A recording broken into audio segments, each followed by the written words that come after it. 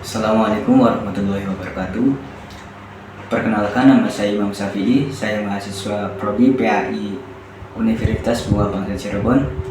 Di sini saya akan membawakan dan membahas tentang kerangka konseptual hukum pidana Islam bersama narasumber kita, Mas Ajis, 7 menit ke depan. Baiklah, kita sudah bersama Pak Ajis. Di sini kita akan membahas tentang kerangka konseptual hukum pidana Islam, Pak Ajis. Ya, baik, silakan apa yang perlu saya konfirmasi atau mungkin saya jelaskan. Untuk mengawali, saya ingin bertanya, apa sih yang dimaksud dengan kerangka konseptual hukum pidana Islam? Yang saya tahu terkait kerangka konseptual hukum pidana Islam itu merujuk pada struktur dan prinsip-prinsip dasar yang menjadi landasan hukum dalam sistem hukum Islam, ya, untuk mengatur tindak pidana dan hukuman yang diberikan sebagai respon terhadap pelanggaran tersebut. Terus, bagaimana hubungan antara hukum pidana Islam dengan prinsip-prinsip hukum Islam secara umum? Perbedaannya? Hukum pidana Islam merupakan bagian integral dari prinsip-prinsip hukum Islam, ya, secara umum. Tetapi kalau hukum pidana Islam ini didasar pada ajaran-ajaran Al-Quran dan hadis Nabi Muhammad SAW, serta interpretasi dan aplikasi yang dilakukan oleh para ulama dan cendekian hukum Islam. Jadi dari situ prinsip-prinsip hukum Islam itu. Jadi merupakan bagian integral secara umum.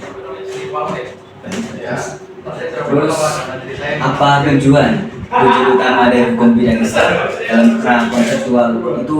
Tujuannya apa sebenarnya? Tujuan utama hukum pidana Islam dalam kerangka konseptualnya yaitu menjaga ketertiban dan keadilan dalam bermasyarakat, kemudian melindungi hak-hak individu, kemudian memberikan perlindungan kepada korban, dan mencegah terjadinya kejahatan, serta menciptakan lingkungan yang aman dan damai bagi seluruh anggota masyarakat. Itu tujuannya. Jadi intinya untuk kesejahteraan bersama. Betul, untuk ya biar hak-hak individu itu terlindungi, sehingga ketika ada suatu masalah sudah ada rujukan dan ada dasar. Terus, apa sih prinsip-prinsip yang mendasari hukum pidana Islam seperti hukuman, pembuktian, dan pengampunan? Pada dasarnya prinsip-prinsip yang mendasari hukum pidana Islam antara lain meliputi presumpsi kesalahan, pembuktian yang kuat dan adil, keadilan proporsional dalam hukuman, kemudian keberpihakan kepada korban, serta peluang untuk tobat dan mendapatkan pengampunan akhirnya. Jadi itu mengutamakan keadilan. Tuh, jadi tetap melihatkan kesalahan, kemudian pembuktian yang kuat, itu harus ada bukti yang kuat dan itu secara adil, betul tadi, dengan proporsional dalam hukumannya harus proporsional dan tetap berpihak pada korban, karena korban yang dirugikan. Sebagaimana hukum pidana Islam memperlakukan tindak pidana seperti pencurian, perampokan, dan kekerasan fisik. Tindakannya yang dilakukan itu seperti apa?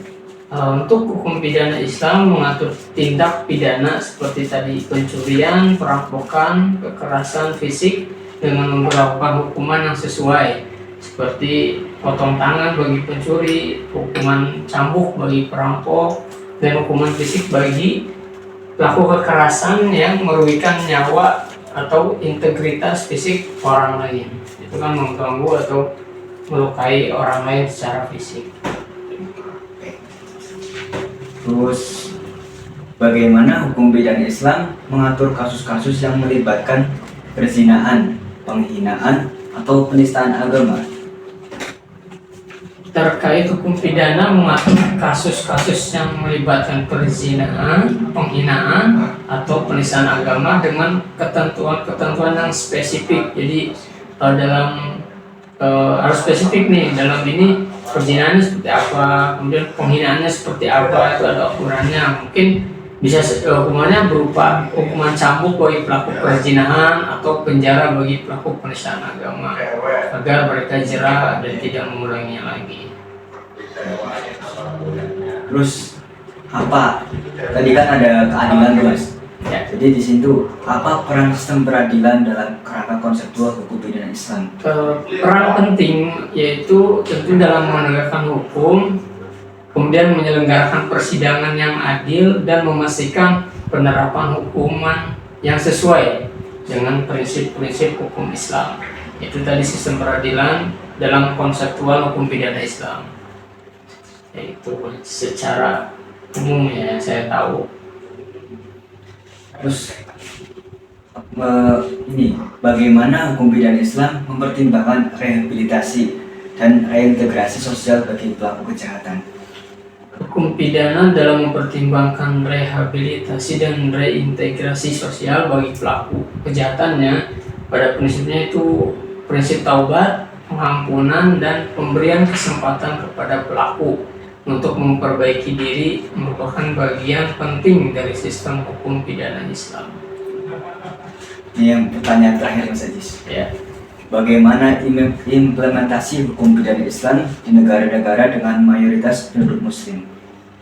Beberapa negara menerapkan hukum pidana Islam secara eksplisit dalam sistem hukum nasional mereka, sementara negara lain mungkin menerapkan elemen-elemen lainnya. Jadi tidak semuanya, jadi berbeda-beda di setiap negara dalam mengimplementasikan hukum pidana Islam. Seperti Indonesia kan tidak semuanya, di seluruh wilayah mungkin ada beberapa wilayah yang mesti menjalankan hukum pidana Islam. Begitu, Mas. Baik Mas Ajis, mungkin itu pertanyaan yang perlu saya tanyakan hari ini. Baik, Terima kasih atas waktunya Mas Ajis. sama-sama. Semoga bermanfaat bagi kita semua. Amin. Amin. Terima kasih Mas Ajis. Sama-sama. Baik teman-teman, itulah tadi sekilas wawancara antara saya dengan Mas Ajis membahas tentang kerangka konseptual hukum pidana Islam. Terima kasih telah menyimak kami. Apabila ada pertanyaan boleh kirim ke saya ataupun di-upload di diskusi.